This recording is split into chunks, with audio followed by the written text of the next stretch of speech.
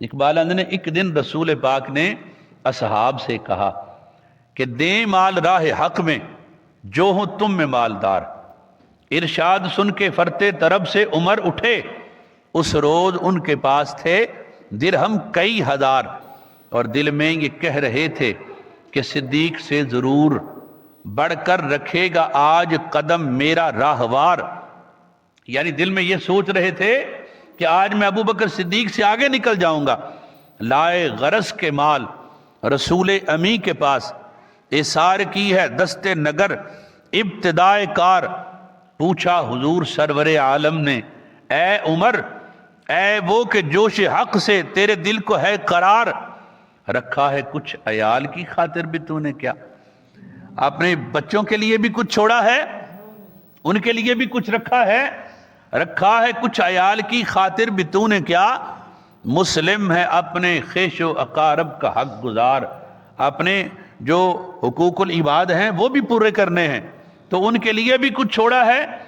تو کی عرض نصف مال ہے فرزند و زن کا حق، باقی جو ہے وہ ملت بیضا پہ ہے نثار۔ ابھی اتنی بات ہو رہی تھی کہ یا رسول اللہ، میں آدھا مال گھر چھوڑ آیا ہوں اپنے بیوی بچوں کے لیے، اور آدھا مال آپ کی بارگاہ میں لے آیا ہوں، کہ اتنے میں وہ رفیق نبوت بھی آ گیا، اتنے میں وہ رفیق نبوت بھی آ گیا جس سے بنائے عشق و محبت ہے استوار۔ لے آیا اپنے ساتھ وہ مرد وفا سرشت، ہر چیز حتیٰ کہ اپنے بدن کے کپڑے بھی، ہر چیز جس سے چشم جہاں میں ہو اعتبار۔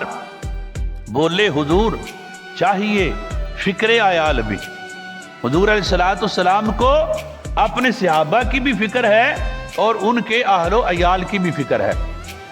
بولے حضور چاہیے فکر عیال بھی، کہنے لگا وہ عشق و محبت کا رازدار، اے تجھ سے دیدہ ماہ انجم فروغ گیر، اے تیری ذات باعث تکوین روزگار۔ پروانے کو چراغ ہے اور بلبل کو پھول بس، صدیق کے لیے ہے خدا کا رسول بس۔